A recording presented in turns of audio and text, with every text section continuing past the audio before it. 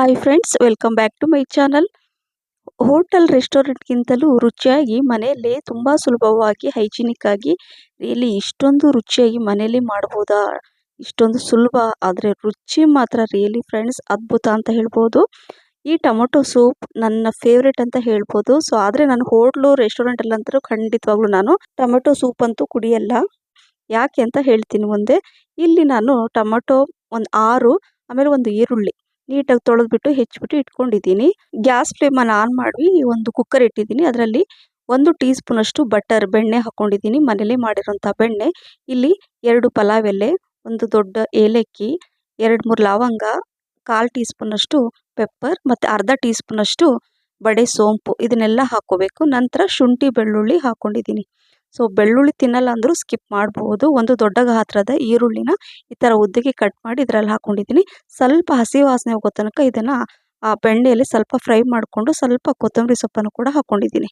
So ಈ ರೀತಿ ಮಾಡೋದ್ರಿಂದ ಟೊಮೊಟೊ ಸೂಪ್ ತುಂಬ ಚೆನ್ನಾಗಿರುತ್ತೆ. ರುಚಿ ಮಾತ್ರ ರಿಯಲಿ ನೀವು ಇದೇ ರೀತಿ ಒಮ್ಮೆ ಟ್ರೈ ಮಾಡಿ, ನೀವು ಪದೇ ಪದೇ ಮಾಡಿ ಯೂಸ್ ಮಾಡ್ತೀರಾ ಅಂತ ಹೇಳ್ತಾ ಇದ್ದೀನಿ.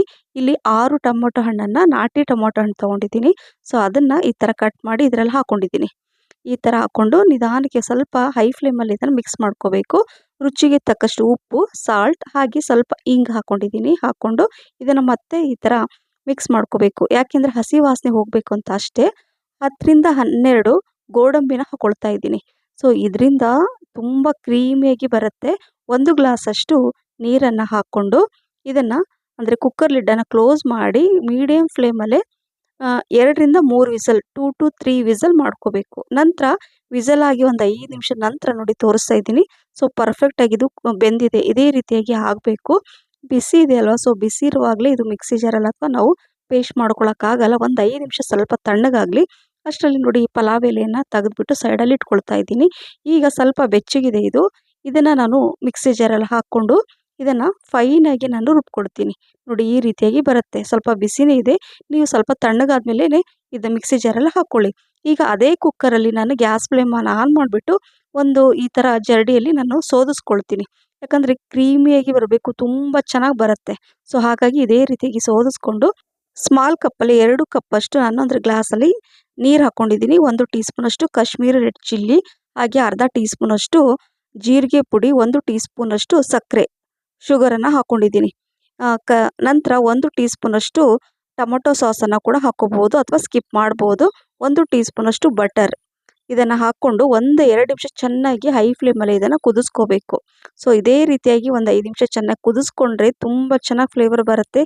ರುಚಿ ಅಂತೂ ರಿಯಲಿ ತುಂಬ ಚೆನ್ನಾಗಿರುತ್ತೆ. ಯಾವುದೇ ಕಲರ್ ಆ್ಯಡ್ ಮಾಡಿಲ್ಲ.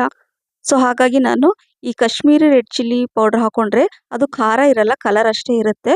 ಸೊ ಈಗ ಗ್ಯಾಸ್ ಫ್ಲೇಮನ್ನು ಆಫ್ ಮಾಡಿಬಿಟ್ಟು ನೋಡಿ ಬಿಸಿ ಬಿಸಿ ಈ ಟೊಮೊಟೊ ಸೂಪ್ ರೆಡಿ. ಸೊ ಹಾಗಾಗಿ ಇದರಲ್ಲಿ ಕಾರ್ನ್ ಫ್ಲೋರ್ ಕೂಡ ನಾನು ಯೂಸ್ ಮಾಡಿಲ್ಲ. ವಿತೌಟ್ ಕಾರ್ನ್ ಫ್ಲೋರು ಮತ್ತು ವಿತೌಟ್ ಕಲರ್ ಈ ಟೊಮೊಟೊ ಸೂಪ್ ರೆಡಿ ಆಗುತ್ತೆ. ಹಾಗಾಗಿ ಮನೆಯಲ್ಲೇ ಸುಲಭವಾಗಿ ಹೈಜಿನಿಕ್ ಆಗಿ ತುಂಬ ಈಸಿಯಾಗಿ ಮನೆಯಲ್ಲೇ ನೀವು ಈ ರೀತಿ ಟೊಮೊಟೊ ಸೂಪನ್ನು ಅವಾಗ ಮಾಡಿ ಕುಡೀರಿ. ನಾನು ಹೇಳಿದೆ ಆದಷ್ಟು ನಾನು ಹೊರಗಡೆ ಟೊಮೊಟೊ ಸೂಪ್ ಯೂಸ್ ಮಾಡಲ್ಲ. ಯಾಕಂದರೆ ಟೊಮೊಟೊ ಅಷ್ಟು ಫ್ರೆಶ್ ಆಗಿ ಯೂಸ್ ಮಾಡಲ್ಲ. ಹಾಗಾಗಿ ನಾನು ಮನೆಯಲ್ಲೇ ಈ ರೀತಿ ಟೊಮೊಟೊ ಸೂಪನ್ನು ಮಾಡಿ ನಾವು ಕುಡಿತೀವಿ. ಸೊ ಈಗ ಫ್ರೆಶ್ ಕ್ರೀಮನ್ನು ಅಂದರೆ ಈ ಕೆನೆ ಬರುತ್ತಲ್ಲೋ ಅದನ್ನು ಚೆನ್ನಾಗಿ ಮಿಕ್ಸ್ ಮಾಡಿಕೊಂಡು ಸೊ ಅದೇ ಫ್ರೆಶ್ ಕ್ರೀಮನ್ನು ಈ ಥರ ಹಾಕ್ಕೋಬೇಕು.